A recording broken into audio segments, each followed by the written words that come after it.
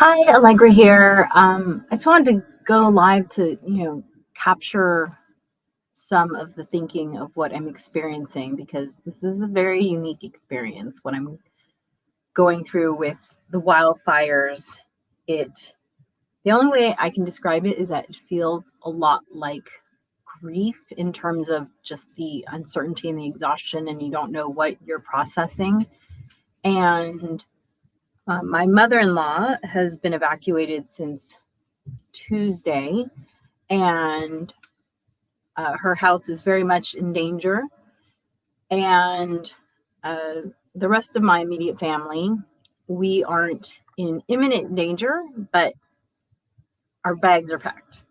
And that's why I'm shooting the way I am like this, because my family, it's just me and my husband and our teenage daughter, but we have three elderly, the elderly stateswomen of our clan who are 78, 85, and my grandmother, who, here's a little edited picture, she's totally bedridden. She's 100 years old, can barely hold a conversation because her cognition is just not there. And,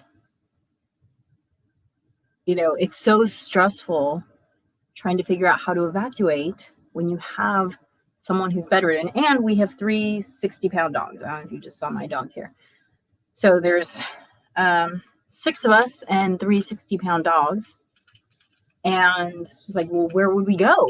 Who would take us? We don't want to put that on anyone. And, thank you to all of you who've reached out. We've actually had 4 offers of places to go, but it's not easy to move someone who's 100 years old and bedridden.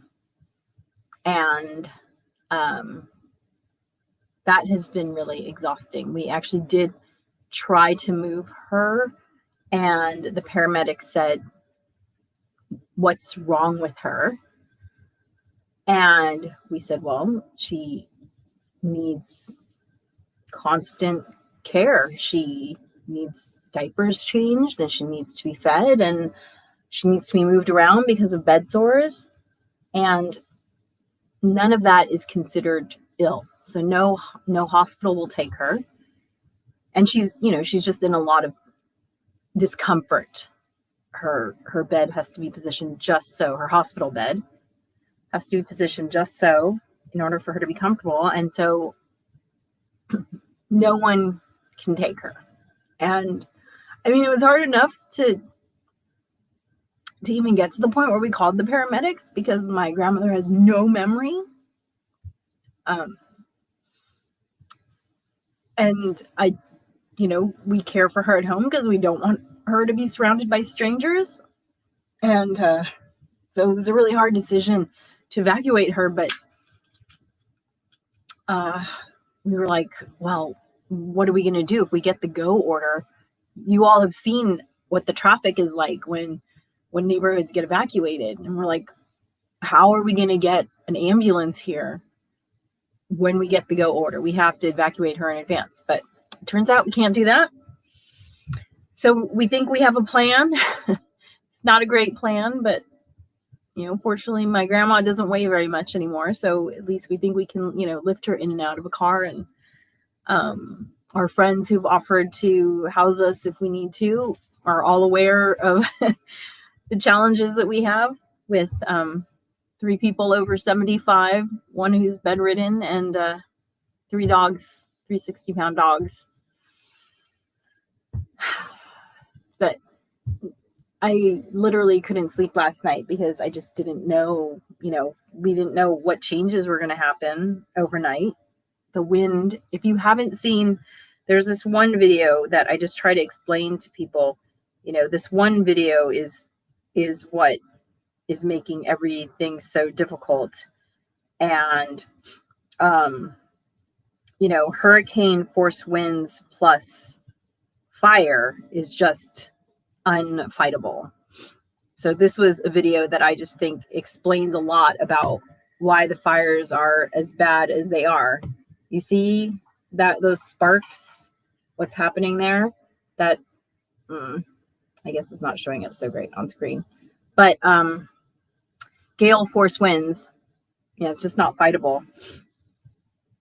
And so things change quickly because the wind changes quickly. And we've been really lucky.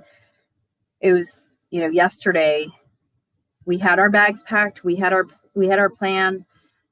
We felt I was a little depressed. And so I gathered up my daughter and with some neighbors, we cobbled together $1,000 and decided to go buy supplies for the firefighters because, firefighters do their own shopping and they can't shop when there's active situation going on. And they actually didn't need food because the first thing people did was bring food. They needed things like lip balm and eye drops and electrolyte drinks. And man, $1,000 does not go out. And they wanted like small sizes. So they did want moisturizer, hand moisturizer.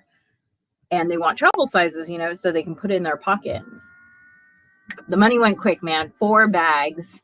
We got 4 bags of supplies and we dropped it off at our local fire station. So it felt really good to, do something like useful. But then by nightfall last night, things had shifted in a bad way. And so we went through the whole thing with calling the paramedics and finding out my grandmother couldn't be taken anywhere. And today the wind was on our side. It was actually blowing the fire back. I have this face mask that I've been wearing because, the air quality is not great. And I can definitely feel it in my throat. Anyway, so the wind actually shifted and has been pushing, at least all today, has been pushing the fire back towards the already burned areas, which, not wonderful in some ways, but from a fire perspective, a lot of the fuel is consumed. So, so they made good progress today, but again, it's just gonna be another night of uncertainty. Last night, I could barely sleep. I actually crashed for 3 hours this afternoon because the stress, the adrenaline, all of that. It's been a very interesting experience. And I just want to give a shout out to my wonderful neighborhood. I live in a neighborhood that is very communicative. People are looking out for each other. Some other people are like me where they're natives and they have extended family they have to look out for. And we've all been doing what we can do and banding together. And that's been really nice to see. If you're wondering if there are ways to help, I do know that the fire stations in the Los Angeles area, they don't necessarily need supplies at this point, but they are taking gift cards for like food delivery so that when they do run out of food, they can get it delivered. Another thing I heard, and I couldn't verify it before I jumped on here, but another thing I heard is that some of these firefighters who have flown in from other countries, thank you so much,